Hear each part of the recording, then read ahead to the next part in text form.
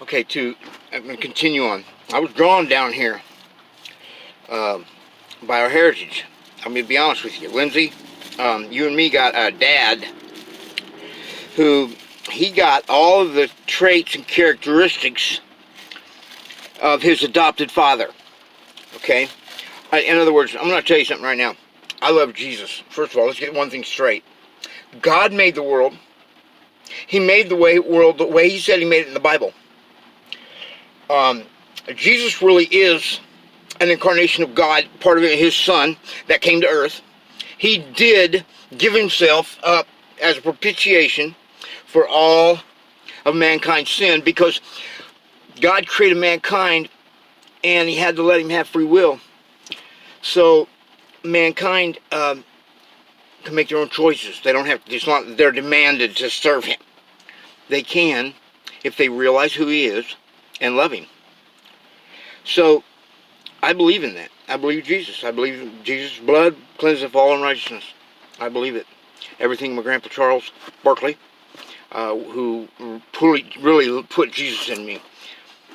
Mom, not so much. My grandpa Charles Barkley, Reverend Charles Barkley, really showed Jesus in his life. He towards me. He accepted me no matter what.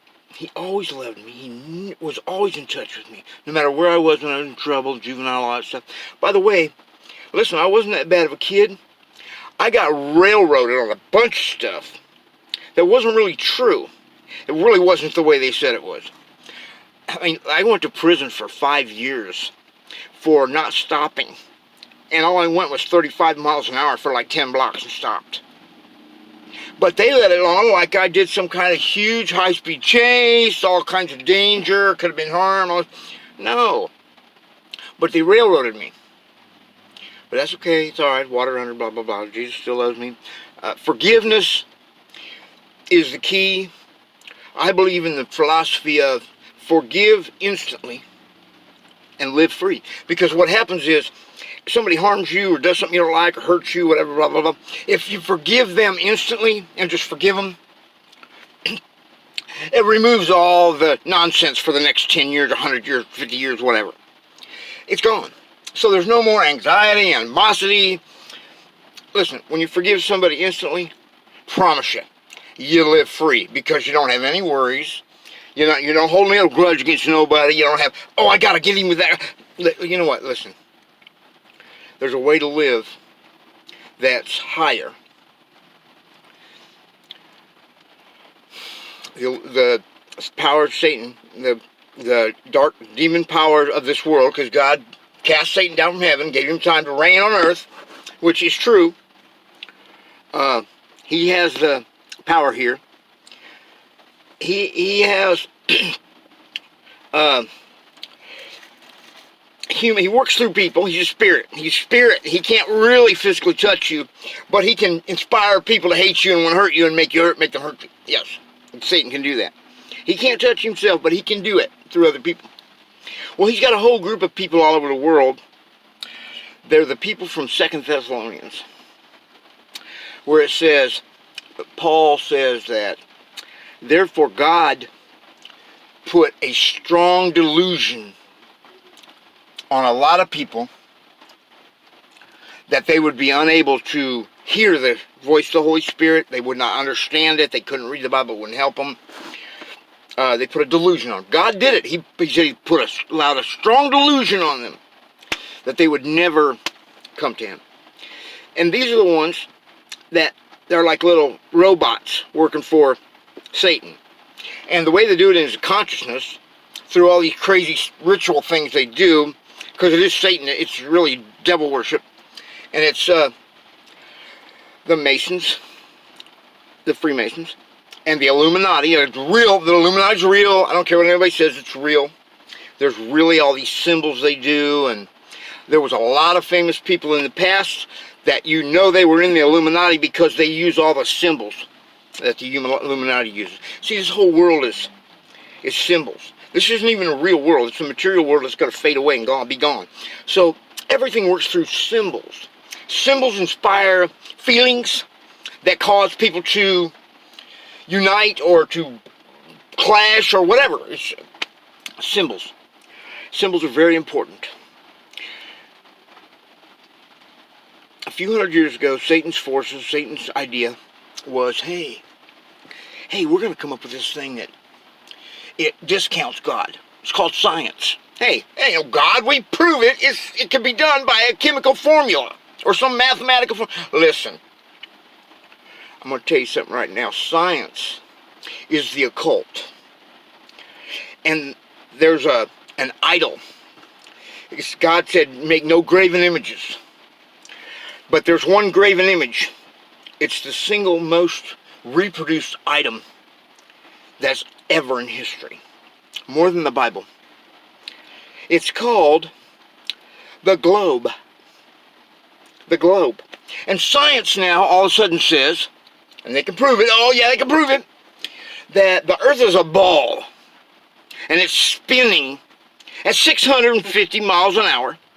And every 24 hours it makes one full spin and goes around the sun. It goes around the sun in a year. But it spins day night because of the moon, which is crazy. This is crazy. Science says that the sun is 460 million miles away, and that the 420, whatever, and that the moon is 260,000. But here's the thing. Anyway, maybe my distance is wrong, but here's the formula they say.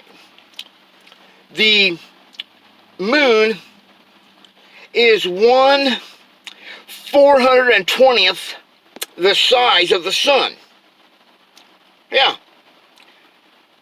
So what it is it's just perfect size from the distance of the sun, that the sun and the moon appear the exact same size in our sky. The sun and the moon appear the same size, but the moon's really 400 times smaller and the sun's 400 times farther away. So it's perfect. It'll eclipse, everything's perfect. And that we're spinning, and then we're also spinning around the sun, and then the sun and the planets are all spinning, and they're flying through the space at 675,000 miles an hour. Space is a vacuum. It's nothingness, and out there's just planets in between, and it's a big vacuum. And that's what happens when you go out in space. There's a big vacuum. Even NASA's coming off with stuff that's saying that's not even true anymore. But listen, here's the thing. We do not live on a spinning ball. What do your senses tell you? Do your senses tell you that the ground is moving 675 miles an hour all the time underneath your feet? And it's also moving 670,000 miles an hour through space. And we live on a spinning ball, and there's a thing called gravity. It's like magnetism, but it's to everything. It's not magnet, it's just a metal. It's a ferrous metal. It's to everything. It's called gravity. What a bunch of bullshit. Okay, there's no such thing as gravity. Listen, I'm going to tell you something. In 1950-something, 1955 or 6, one of the top Navy officials was also one of the most well-known early world explorers. He went to places nobody ever been. His name was Admiral Byrd, Admiral Richard Byrd. In 1954, 56, something like that, Richard Byrd flew a plane to the South Pole. Yeah, he went to the South Pole. He left Middle America and went straight down one of the parallels from the center of the United States down to the South Pole. Well, he got to the South Pole, and guess what happened? He kept going. And he kept going for like 3,000 miles past the South Pole into a country he'd never seen before and wasn't on our map. He said that there was people living there that had advanced technologies. They were separated from us from the Antarctic ice wall that circles our part of the flat earth. Listen, God said that he made the world and he made the earth, and he said I have made you in my image. I didn't make angels in my image. I didn't make the Nephilim, the giants. I didn't make them in my image. I made you, humans. Noah's size, which is our size, because there used to be big people and small people. Believe it or not, history won't tell you this, but we used to have trees 60 miles tall, with tree stumps over 20 miles wide. And the giants, which were giants, they were sometimes 60 miles tall. Listen, they cut all the trees down, and that's why God flooded the world. He said the angels, the Nephilim, the fallen angels, had bread. He said they took of them all of the daughters of men they saw that were beautiful, and they procreated. They had children. And their children were called the Nephilim. They were a race of people that were half angel and half human, and they were what's called old men of renown, great men. They were, listen, the Bible talks about giants, that there were giants in the world. And listen, I'm telling you something, science is a lie. It's a cult. Science is a cult. The Earth's flat. No one's ever been to the moon, okay? There's no such thing as going to the moon. The moon's a light that God put in space called a luminary. Yeah, it's a light. It's like a porch light that God put up there. Yes. Okay? And it works in cycles and seasons. It's functions. But we can't explain. Science cannot explain God. That was the whole purpose of Satan's plan, was to lead people away to believe they could explain God. Science can explain God. No, it can't. His ways are higher than ours. His thoughts are higher than ours. And there's nothing we can do to explain him. There's no explaining him. Okay? It's just, it ain't happening. I'm sorry, it's just not happening. Science can't explain how God made the world. Science cannot explain how my spirit works. Science cannot explain anything. Science is bullshit. It's a cult. It's a cult religion. And the single most created graven image is the globe. And Satan's got everybody believing in the globe. And believe it or not, we don't even know it, but we're worshiping the globe. People are worshiping the globe. People are worshiping the globe. They're looking more towards the globe than they are towards Jesus. They're saying, oh, global warming, save the earth, save the globe. The ice caps are melting. Carbon dating, carbon credits, carbon... Listen, that's all nonsense, all right? Because there's no ice caps. It's not an end of the world. It's flat. If you go in any direction from the North Pole, you come to this big icy place, which science has you believing we're on a globe and it's a small spot like the North Pole. Guess what? The North Pole is the center of the universe. It's the center of the world. It's the center of all creation, is the North Pole. You can travel from the North Pole and go in any direction forever. Yeah, worlds without end. Yeah, and they put the firmament above that will separate the waters from above and the waters from below, and they allow dry land to appear. It's true. And there's stuff going on under the earth. There's people living. There's races of people that live under the world. And there's hell is there. It's not only hell though. There's also bliss there. There's also a perfect place where people live for thousands and thousands of years, and they don't die. They